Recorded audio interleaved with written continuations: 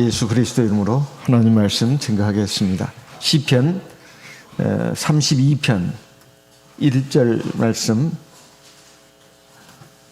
5절 말씀 봉독하겠습니다. 시편 32편 1절 허물의 사함을 얻고 그 죄의 가리움을 받은 자는 복이 있도다. 5절 같이 읽겠습니다. 내가 이르기를 내 허물을 여호와께 자복하리라 하고 주께 내 죄를 아뢰고 내 죄악을 숨기지 아니하였더니 곧 주께서 내 죄의 악을 사하셨나이다. 우리가 회개 이 말은 우리가 하나님을 아버지로 모시고 믿음 생활을 시작할 때부터 자주 듣는 말입니다. 그렇지만은 이 회개라는 이 주제를 언급하기를 원하는 사람은 아주 적습니다. 또 이 회개에 대해서 이 말씀을 듣기를 원하는 사람도 사실 굉장히 적습니다. 왜 그럴까요? 사실 회개의 중점이 바로 죄이기 때문에 그렇습니다. 죄는 사람들이 말하기를 별로 원치 않습니다. 또 듣는 것도 좋아하지 않습니다. 그런데 우리가 하나님의 말씀을 쭉 읽고 계속해서 읽어보면 하나님 앞에서 회개라고 하는 것은 우리가 하나님 앞에 은혜를 받는 데 있어서 바로 그 출입구가 된다 하는 것을 우리가 알 수 있습니다. 그래서 회개라고 하는 것은 사실상 은혜다 하는 거죠. 은총이라는 것입니다.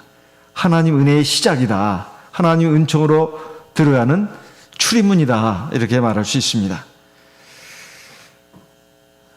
사도행전 5장 31절에 우리 주 예수님이 어떤 분인가에 대해서 이렇게 말씀하고 있습니다. 사도행전 5장 31절 말씀을 읽겠습니다. 사도행전 5장 31절 이스라엘로 회개케 하사 죄사함을 얻게 하시려고 그를 오른손으로 높이사 임금과 구주를 삼으셨느니라.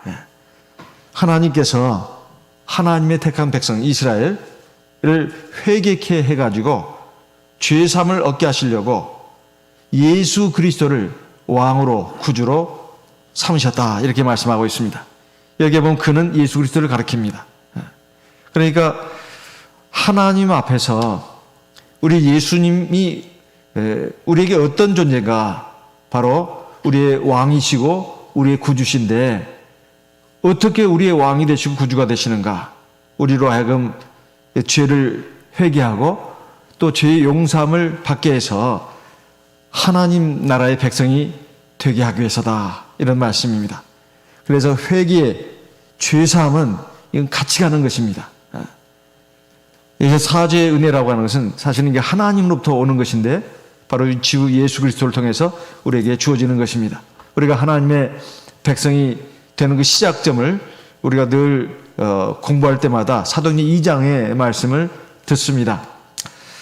베드로가 오순절날 성령을 받고 나서 이제 일어나서 하나님 말씀을 전하고 증거하지 않았습니까? 너희들이 잡아 죽인 예수를 사실 하나님이 다시 살리셨다. 그분은 바로 너희의 구주다. 이것을 이제 깨우쳐 주니까 그 말씀을 듣는 사람들의 마음을 찔렀습니다. 그래서 그들이 베드로에게 하는 말이 우리가 어떻게 해야 되겠느냐. 그때 베드로가 하는 말이 너희가 회개하여 주 예수 그리스도의 이름으로 세례를 받고 죄사함을 얻으라. 사도행전 2장 37절 38절의 말씀에 보면 나오지 않습니까? 그리하면 성령을 선물로 받으리니 이렇게 되어 있습니다. 이것은 우리가 이 하나님 앞에 구원받을 때 어떻게 해야 되는지 그 입문 단계를 지금 말씀하고 있는 내용입니다. 그러니까 먼저 회개를 해야 된다는 거예요. 그리고 예수 이름으로 세례를 받고 죄사함을 얻는다는 것입니다. 세례를 받을 때 사실 우리가 이 죄사함을 엄청 받았다 이렇게 생각을 하죠. 세례 받기 전에 지은 모든 죄 이것을 다 예수의 피로 사함받았다는 거 아니겠습니까? 이 세례가 얼마나 중요하냐 이 말이에요. 그리고 이 세례를 받고 나서 우리가 하나님의 자녀가 되잖아요. 성령은 이제 하나님의 자녀로 인을 쳐주시는 거죠. 그래서 세례 받기 전에 줄곧 강조하는 말씀이 뭡니까? 두 가지잖아요. 하나는 믿음을 강조하죠. 예수가 바로 우리의 구주시라는 거, 참 하나님이시라는 거, 우리를 위해서 십자가에 매달려 죽으시고 우리를 위해서 피를 흘려 돌아가셨다. 그리고 3일 만에 부활하셨다. 그래서 우리의 구주가 되신다. 그 예수의 십자가의 보혈의 공로를 의지해서 예수 이름으로 세례를 받으면 우리가 죄 사함 받는다. 여기다 믿음을 가져야 된다는 거죠. 믿음을 강조합니다. 두 번째가 뭐겠습니까? 바로 내가 하나님 앞에서 구원받아야 될 죄인이다 하는 거 아니겠습니까? 그런데 이 죄라고 하는 것에 대해서 많은 사람들이 참 그 뭔 죄가 그렇게 있다고 자꾸 죄인이라고 하느냐 이렇게 말하는데 사실 거기에 대해서 인정을 하고 세례를 받아야 된다 이 말이에요. 그게 바로 믿음이라는 것입니다. 그래서 세례를 받기 전에 먼저 일정한 시간을 가지고 하나님 말씀으로 깨우쳐 주지 않습니까? 그래서 마음을 준비하게 합니다. 그리고 세례를 받기 전에 묻습니다. 어떻게 해요? 믿어집니까? 세례를 받을 수 있겠습니까? 그 확인하고 세례를 주지 않습니까? 그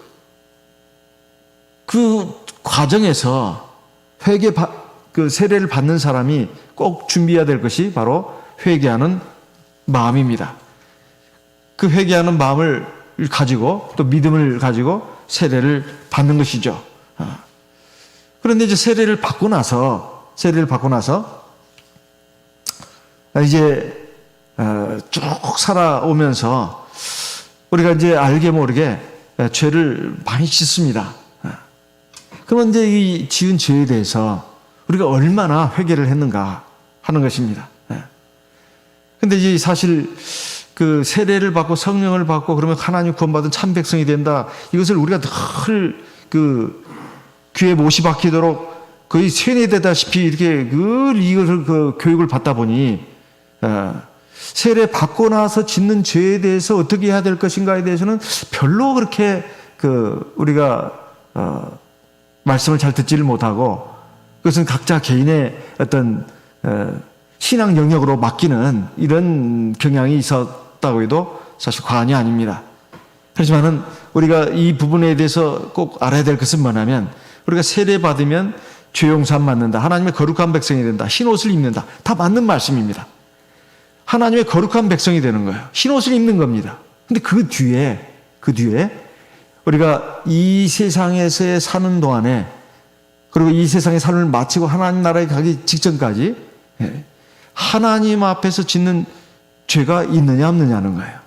당연히 있죠. 당연히 있습니다. 그럼 그 부분에 대해서 우리가 명확하게 인식을 하는 것이 참 중요합니다. 베드로전서 3장 21절 말씀을 보겠습니다. 베드로전서 3장 21절. 베드로전서 3장 21절. 물은 예수 그리스도의 부활하심으로 말미암아 이제 너희를 구원하는 편이 곧 세례라. 이거 너무나 잘 알고 있는 말씀입니다. 우리가 물세례 받았는데 그것은 예수 그리스도의 부활하심으로 말미암아 이제 너희를 구원하는 편이 곧 세례라. 근데 그 다음 말씀이 또 중요합니다.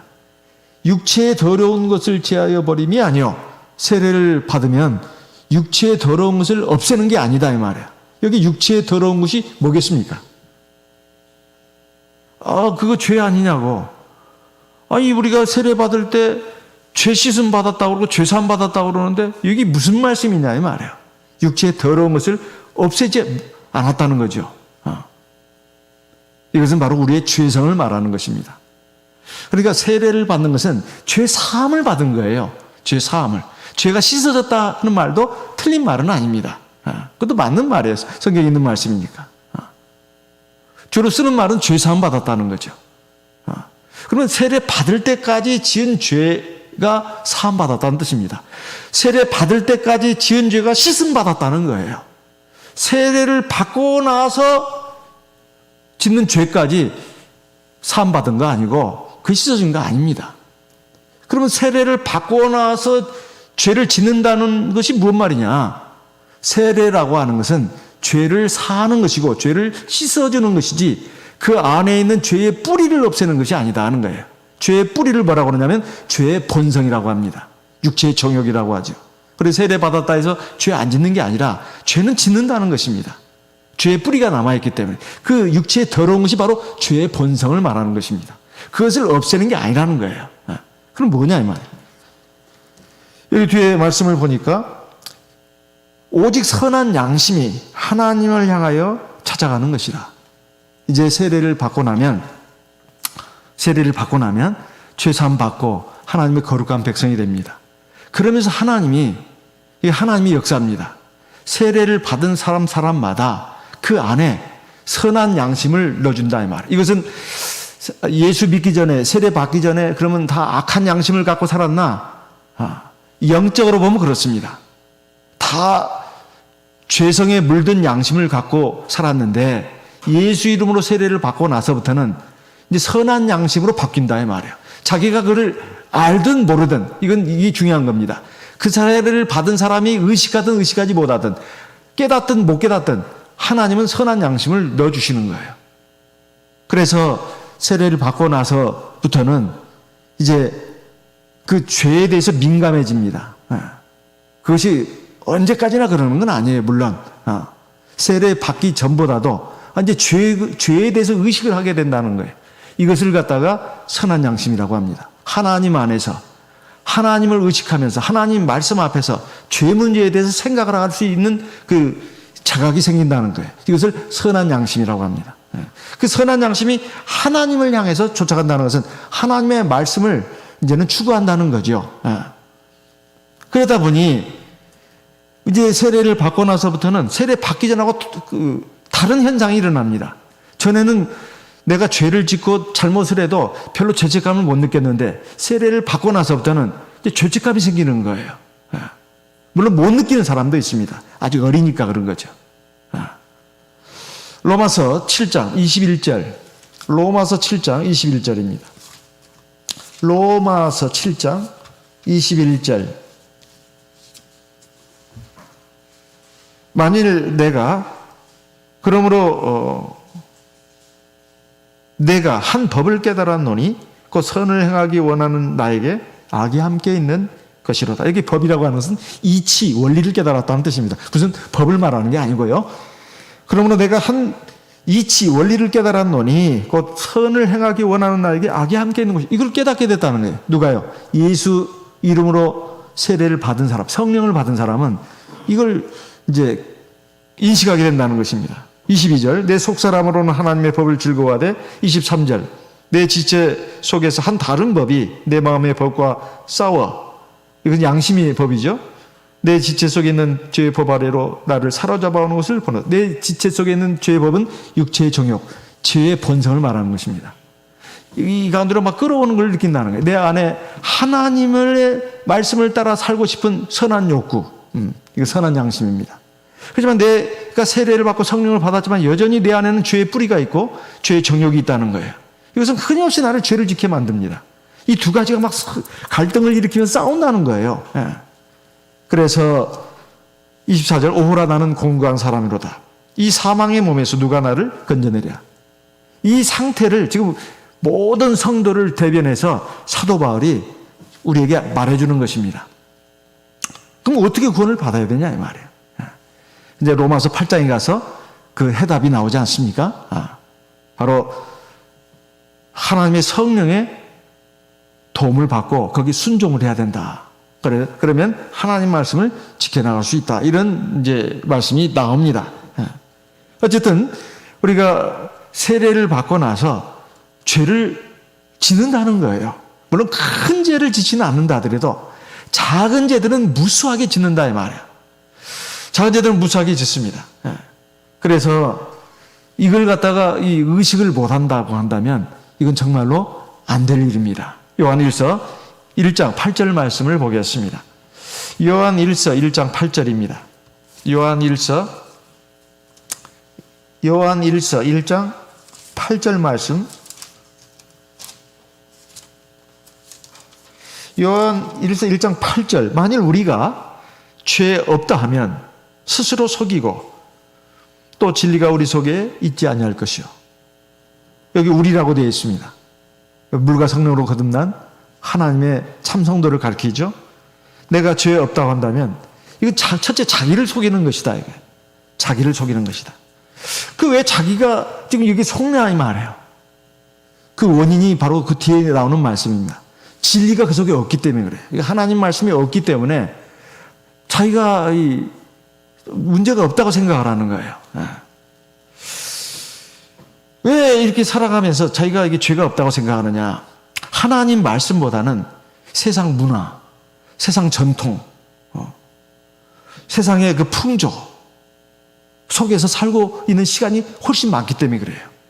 사실 내가 예수 믿고 세례받아서 성령 받아서 하나님의 백성이 돼가지고 믿음 생활을 한다고 하지만은 이 신앙의 세계에 있는 시간보다도 이 육신의 삶의 세계, 또 세상 많은 사람들이 사는 삶의 세계에 더 많은 시간을 갖고 있다 보니 그 영향이 알게 모르게 내 의식을 많이 지배하고 있습니다.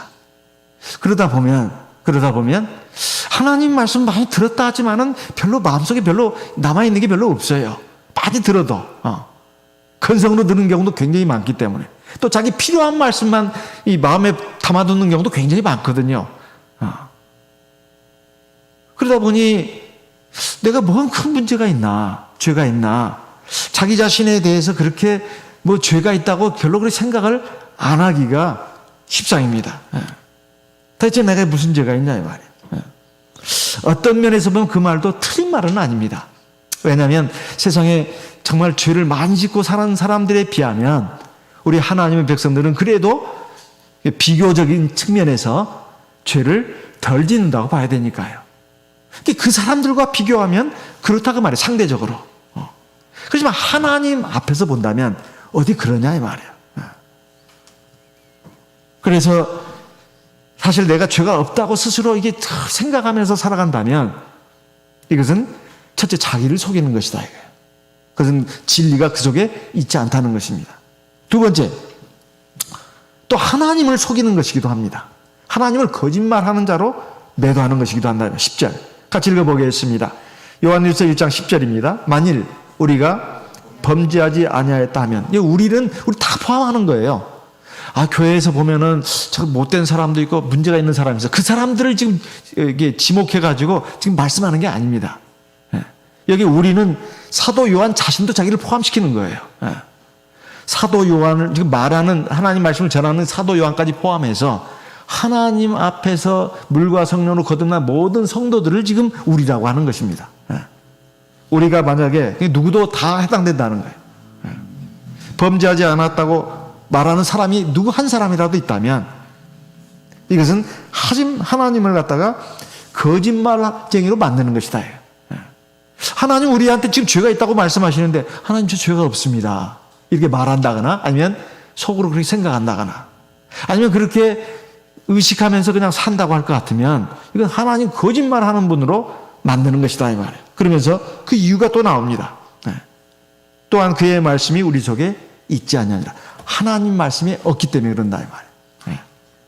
하나님 말씀은 또한 예수 그리스도 바로 그분이기도 합니다. 하나님이 사실은 그 사람 안에 없다는 거예요. 이게 얼마나 엄중한 말씀입니까? 사실 하나님의 말씀, 하나님의 법, 하나님의 계명이 내 안에 들어와 있으면 사실은 이것은 항상 자기 자신을 제게돼 있어요. 사람이 누구를 비판하고 판단할 때 왜 그렇게 사람이 다른 사람에 대해서 자꾸 비평의 말을 하고 판단하는 말을 하냐? 자기 자가 있기 때문에 그렇습니다. 사람마다 다 그게 있어요. 없지 않습니다. 저 사람은 저게 문제고 이 사람은 이게 문제고 그 사람은 또 그게 문제고 다 자기 그 기준을 갖고 있어요. 그 기준이라고 하는 것이 어렸을 때부터 부모 교육, 가정 교육, 또 학교 교육, 사회 교육, 세상 교육, 또 자기가 지금까지 살아온 삶의 경험, 그리고 예배 시간에 하나님 말씀을 무수히 듣고 또 들었잖아요. 또 성경도 많이 읽었잖아요. 그런 것들이 막 어우러져 가지고 딱 잣대가 다 생기는 겁니다. 그래서 다른 사람을 막 재는 거예요.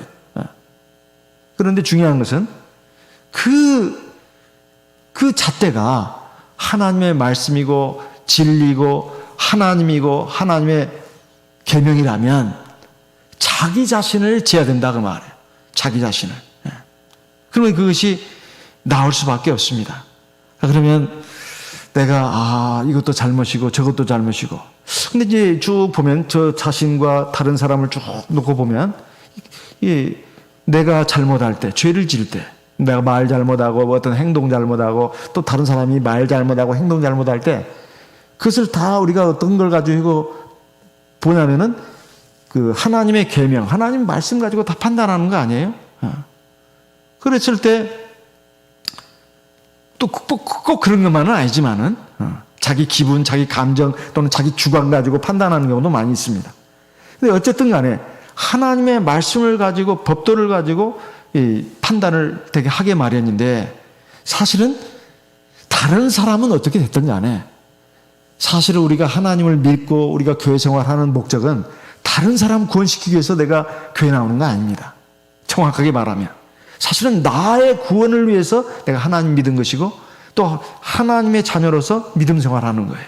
그렇다면 우리가 하나님의 계명, 하나님의 말씀, 하나님의 진리, 하나님의 법도, 이것은 나를 재는 도구로 삼아야 된다 하는 것입니다. 그러면 내가 참 하나님 앞에 죄가 많구나.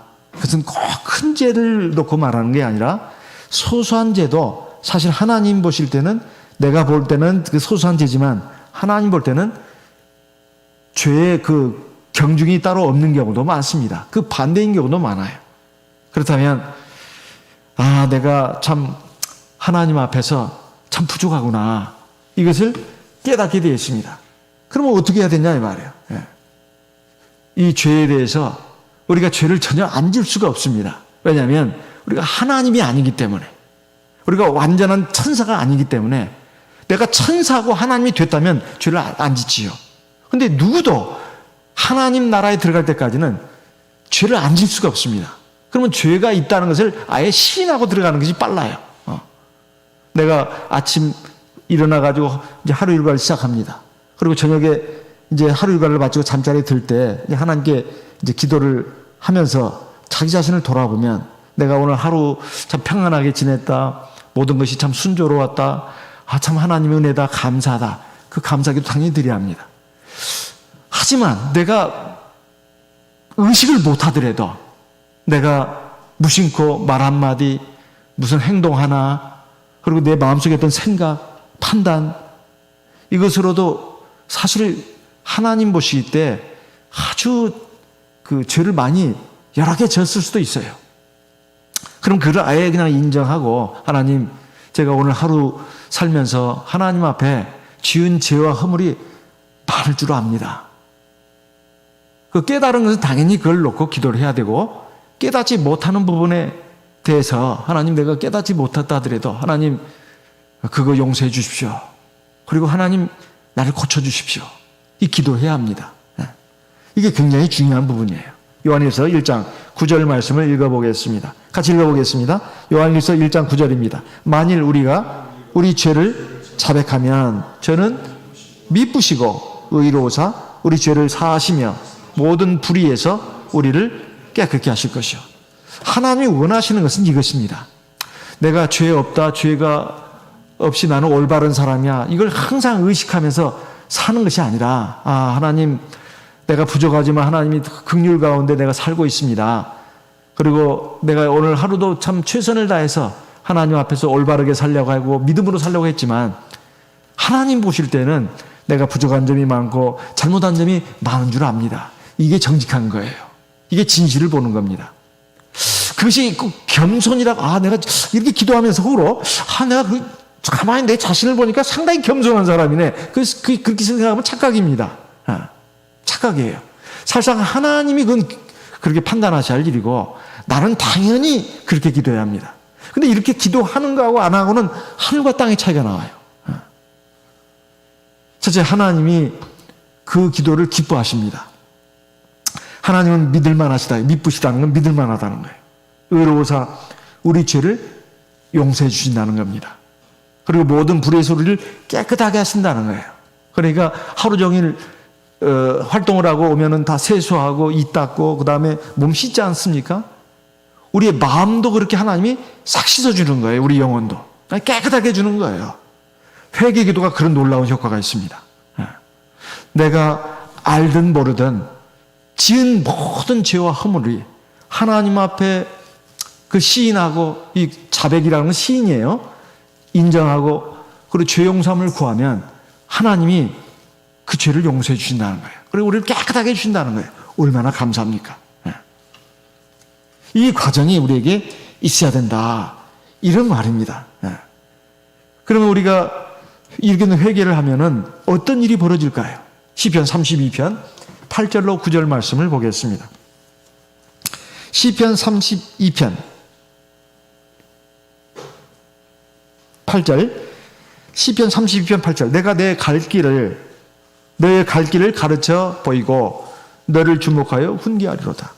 이렇게 회개 기도하면 하나님 죄를 용서해 줄 뿐만 아니라 하나님 나를 깨우쳐 줍니다. 그래, 너 회개 잘했다. 회개 기도 잘했다. 내가 그걸 기뻐하노라. 내가 너를 불쌍히 보고 너를 사랑하노라. 죄를 용서해 주십니다. 그러면서 나의 깨우침을 주는 거예요. 앞으로는 그러지 마라. 그러지 마라.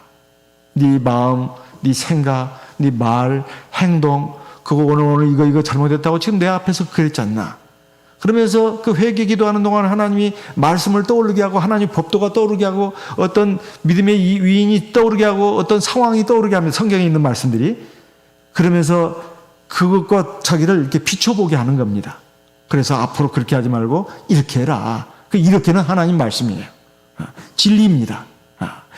이것을 우리에게 깨우쳐주고 우리를 훈계해 주신다는 거예요. 그래서 자꾸 이 향상 진보가 일어납니다.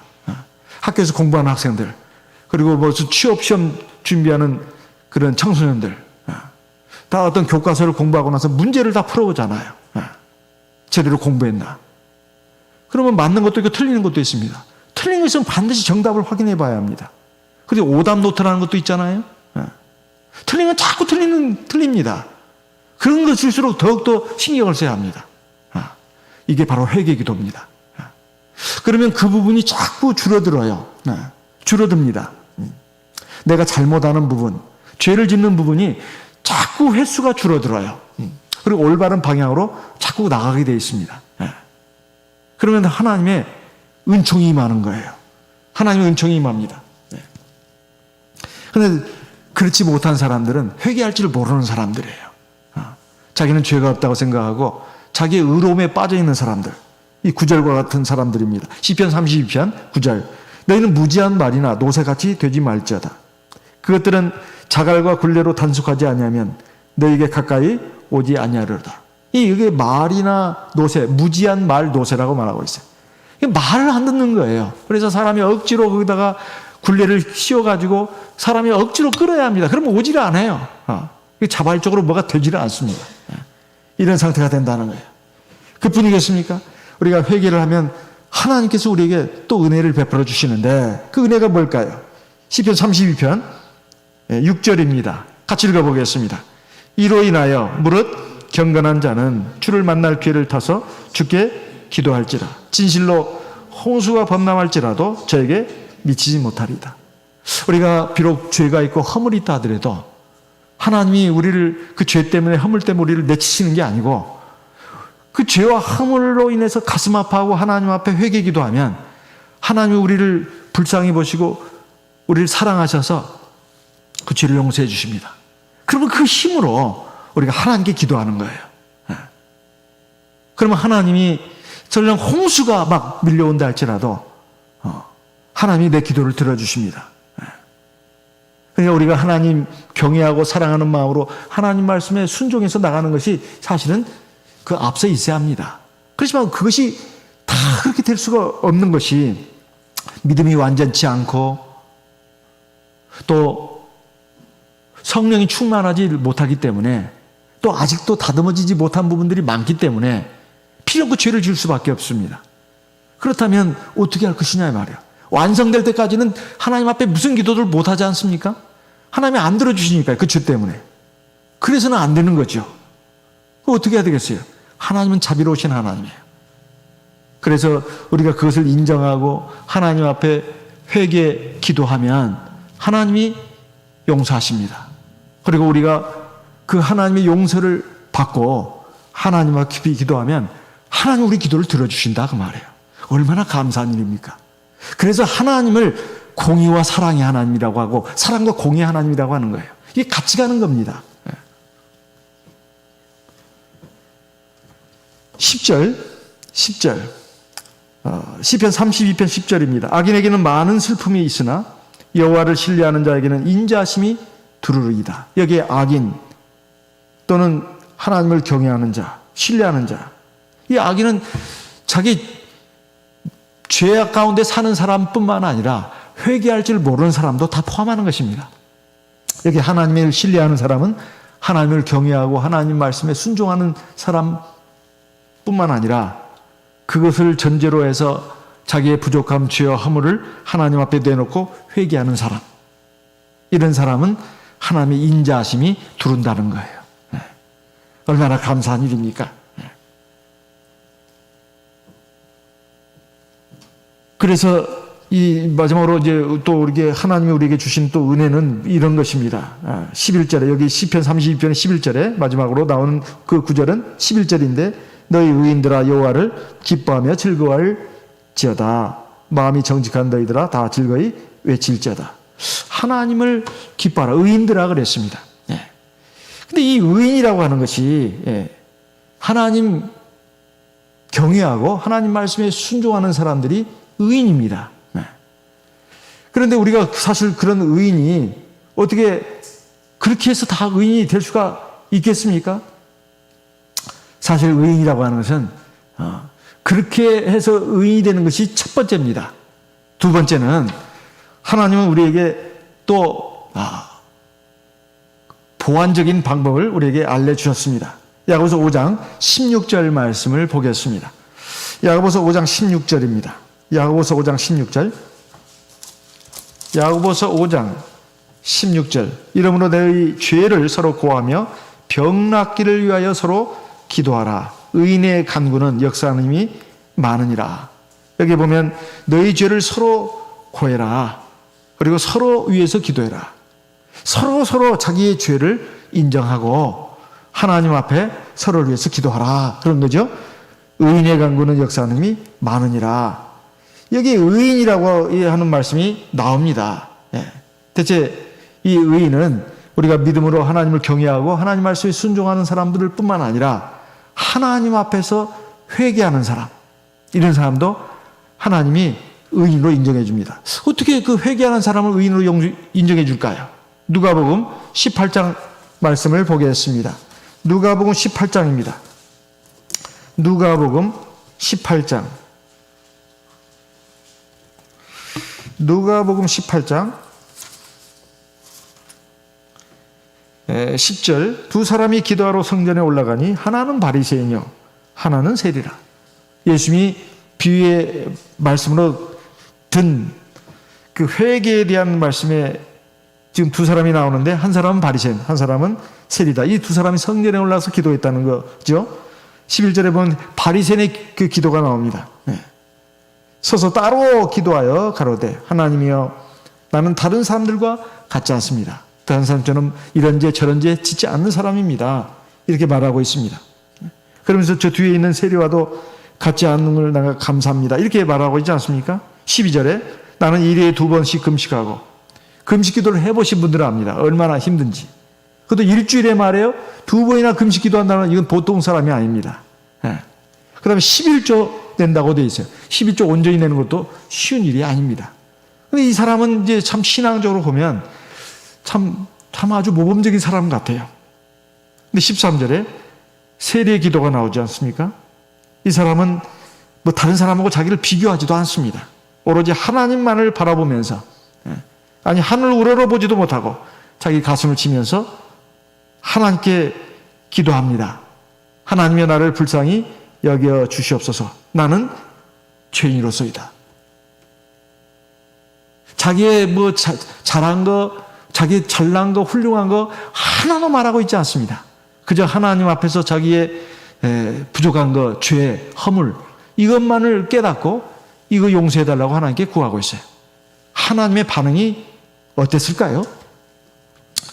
예수님이 말씀해 주십니다. 14절에 내가 너희에게 이르노니 이 사람이 즉 세리입니다. 저 사람보다 바리새인이에요. 그보다도 더 의롭다 하심을 받고 집에 들어갔느니라. 죄인이 하나님 앞에 회개 기도하면 하나님이 그 죄를 용서해 주십니다. 그러면 죄가 없는 상태처럼 되는 거예요. 그럼 의인이 되는 거 아니에요? 그러니까 이게 바로 의인이 되는 또 하나의 길입니다. 또 하나의 길이에요. 그러면 하나님이 그 기도에 응답해 주신다는 거예요. 얼마나 감사한 일입니까? 근데 하나님이 우리의 죄를 사하실 때 깨끗하게 사해 주십니다. 우리의 기도가 진실하고 정말로 절실하게 하나님 앞에 회개 기도했다면 하나님이 그 죄를 용서해 주십니다. 시편 103편에 있는 말씀을 보겠습니다. 시편 103편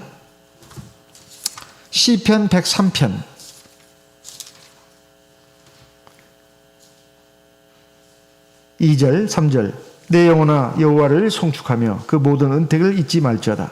3절 저가 네 모든 죄악을 사하시며 내 모든 병을 고치시며. 건너뛰겠습니다. 12절 13절 같이 읽어보겠습니다. 동이 서에서 먼 것 같이 우리 죄가를 우리에게서 멀리 옮기셨으며. 13절 아비가 자식을 불쌍히 여긴 같이 여호와께서 자기를 경외하는 자를 불쌍히 여기시나니. 하나님의 사랑과 은혜 가운데 아주 중요한 것이 있는데 바로 우리 죄를 용서해 주신다는 거예요. 우리가 하나님을 경외하고 하나님의 자비를 의지하면서 내 죄에 대해서 하나님 앞에 시인하고 회개기도 하면 하나님이 우리 죄를 용서하신다는 거예요. 여기 13절에 보면 하나님께서 자기를 경외하는 자를 불쌍히 여기신다 이렇게 되어 있습니다. 그 죄를 어떻게 용서하시느냐? 12절에 보면 동이 서에서 먼 것 같이. 동쪽과 서쪽은 거리가 얼마나 될까요? 무한히 멉니다.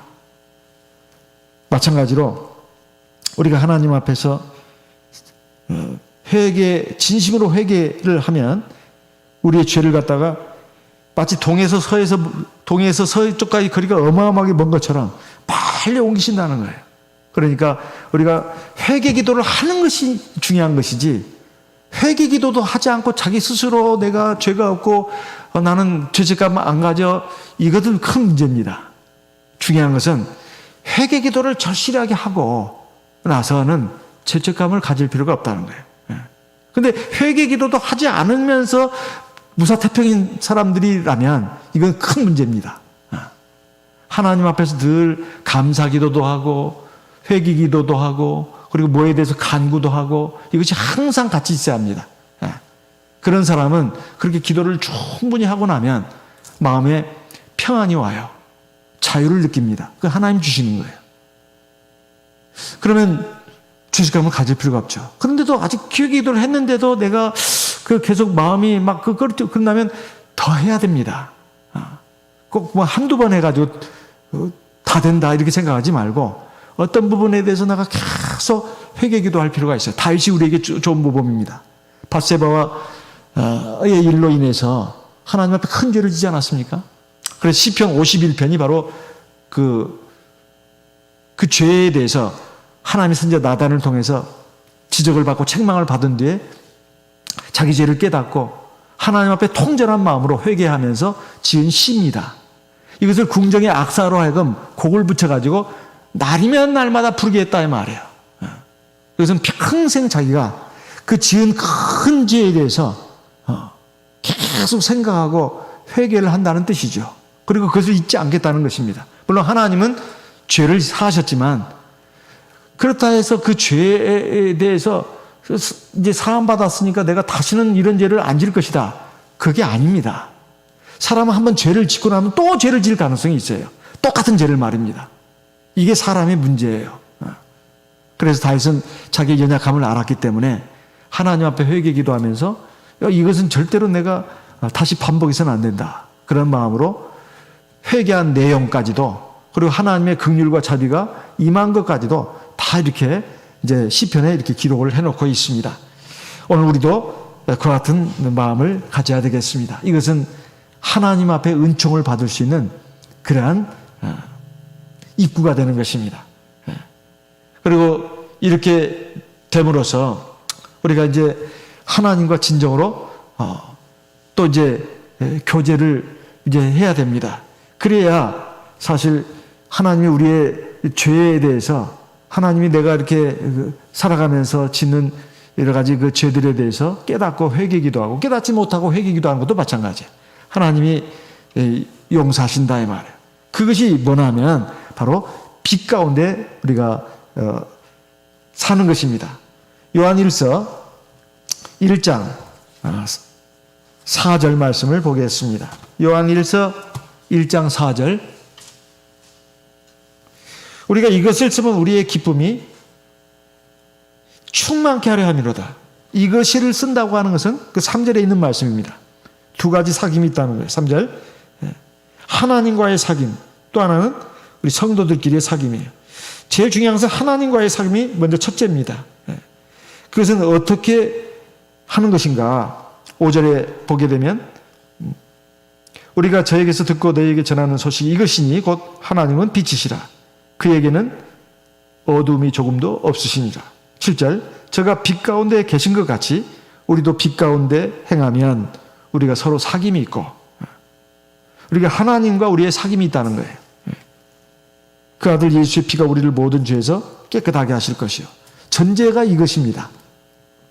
우리가 하나님 안에서, 즉 빛 가운데서 살아야 된다는 거예요. 이건 믿음 생활하는 걸 말합니다.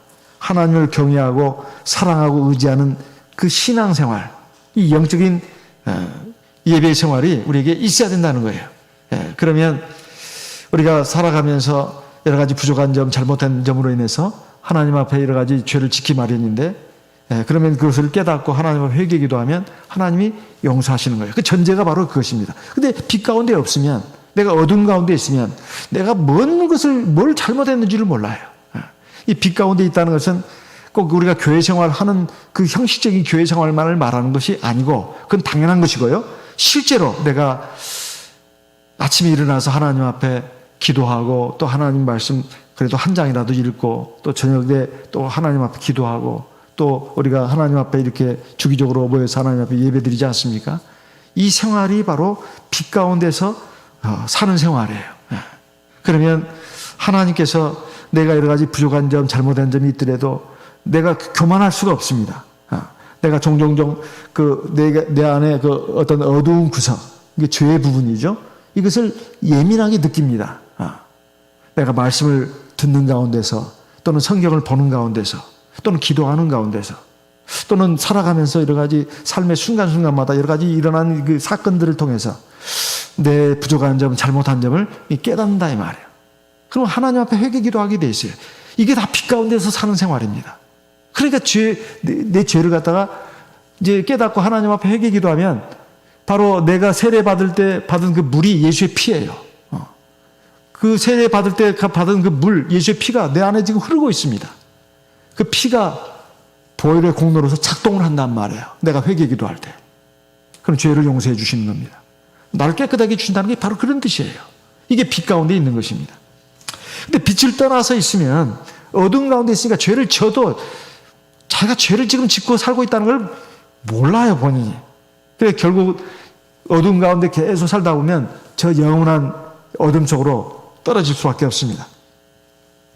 그래서 우리가 살아가면서 왜 나에게 삶에 이렇게 기쁨이 없나, 왜 평안이 없나 종종 말하는 사람이 있습니다. 그러면 한번 돌아볼 필요가 있어요. 내가 하나님 앞에서 혹시 부족한 점이 없나, 죄를 짓고 내가 지금 잘못하고 있으면서도 그걸 깨닫지 못하고 회개하지 못한 부분은 또 뭐 없을까? 이것을 항상 하나님 앞에서 하나님 말씀을 듣는 가운데, 또 하나님 말씀을 읽는 가운데, 또는 성령으로 기도하면서 하나님 앞에 내 자신을 비추어 보면서 내게 있는 어두움, 어떤 점이든 큰 어떤 부분이든 이걸 깨닫는 것이 중요합니다. 그리고 그것을 놓고 하나님 앞에 회개 기도할 필요가 있습니다. 그러면 하나님께서 그 죄를 용서하십니다. 그리고 나에게 평안을 주시고 기쁨을 주시고, 그리고 내가 하나님 안에서 기도하는 그 기도에 귀를 기울여 주십니다. 이건 회개한 의인이 된 거예요. 하나님 앞에서 말씀을 지켜가지고 의인이 되는 경우도 있고, 그러는 가운데 내가 부족해서 연약해서 지키지 못하는 부분에 대해서 그 죄를 깨닫고 회개해서 하나님 앞에 용서를 받고 의인이 되는 경우도 있습니다. 그러면 그 의인의 기도를 하나님께서 들어주신다, 그 말씀이에요. 얼마나 감사한 일입니까? 그래서 이렇게 해서 우리가 하나님 앞에 응답을 받는 그러한 길로 우리가 나가야 되겠습니다. 우리가 살아가면서 정말 중요한 것은 이 죄의 무거운 짐, 이것이 사실 우리의 신앙의 길에 있어서 사실은 우리의 올무가 되고 우리로 하여금 삶에 굉장히 어떤 중압감을 줍니다. 이 무거운 죄의 짐을 떨쳐버릴 수가 있어야 돼요. 그러려면 바로 회개의 기도를 통해서 죄 용서함 받고 하나님의 말씀에서 깨우침을 받고 내가 바른 길로 가는 이런 삶의 변화가 있어야 되겠습니다. 그러면 내 안에 영적인 부흥이 일어나죠. 내가 하나님 앞에서 뭘 잘못한 것을 깨닫고 하나님이 정말로 내게 원하시는 그 올바른 사람, 올바른 삶의 길로 내가 나가게 됩니다. 우리가 학교 공부도 그러지 않습니까? 유치원부터 시작해가지고 초등학교, 중학교, 고등학교, 대학교 계속 이 공부를 하고 졸업을 하고 그리고 학업을 마치잖아요. 우리의 영성도 마찬가지입니다. 유치원 단계에서부터 시작해서 초등학교, 중학교, 고등학교, 대학교 이렇게 우리의 영성도 계속 자라게 하시는 거예요. 그래서 하나님 앞에 온전한 사람으로 서게 하시는 겁니다. 그래서 우리가 회개를 하게 되면 정말로 천국 길을 제대로 잘 달려갈 수가 있게 됩니다. 그리고 내 마음 안에 그리고 내 삶 가운데 하나님이 주시는 평안이 있고 기쁨과 즐거움이 넘치게 되어 있어요. 그리고 우리가 어떤 하나님 문제를 놓고 하나님 앞에 기도를 합니다. 그럼 하나님이 들어주셔요. 기도에 하나님의 응답이 있게 됩니다. 기도의 성과가 있다는 거죠. 기도를 해도 하나님의 어떤 응답이 없어요. 그러면 두 가지를 한번 생각해 봐야 합니다. 아직 하나님의 때가 이르지 않았거나, 또 하나는 내가 하나님 앞에서 아직 회개하지 못한 부분이 있지는 않은가, 이걸 한번 생각해 볼 필요가 있습니다. 어쨌든 어떤 쪽이든지 고민할 필요는 없어요. 어쨌든 나는 하나님 앞에 완전한 사람이 아니다는 것, 이것을 인정을 하고 내가 하나님 앞에 진실하고 겸손하고 통회하는 마음으로 하나님 앞에 회개 기도하는 것은 이건 정말 아름다운 일이고 그 기도를 할 수 있다는 것 자체가 은혜입니다. 그러는 가운데 내 안이 영성이 자라요. 내가 하나님 보실 때, 첫째 하나님 보실 때 또 온전한 사람으로 자라갑니다. 이게 얼마나 아름다운 일입니까? 그럼 하나님 함께 하시는 거죠.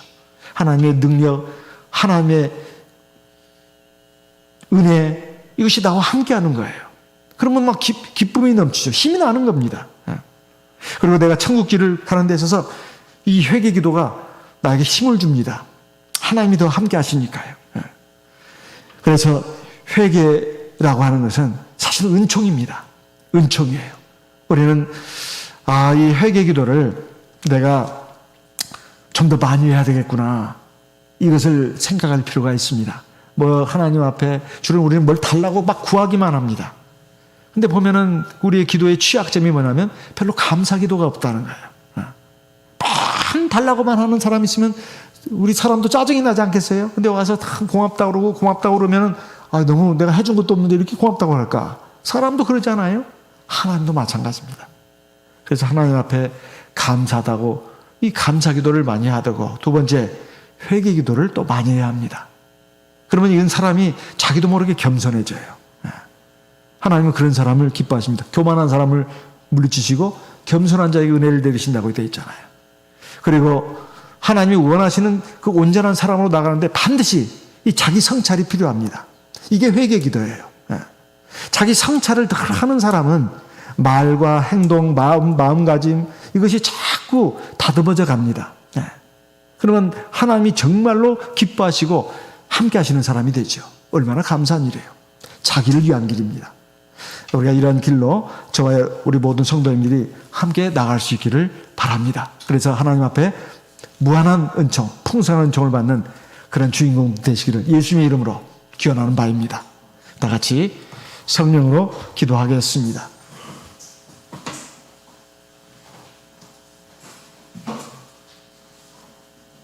할렐루야. 주 예수 그리스도 이름으로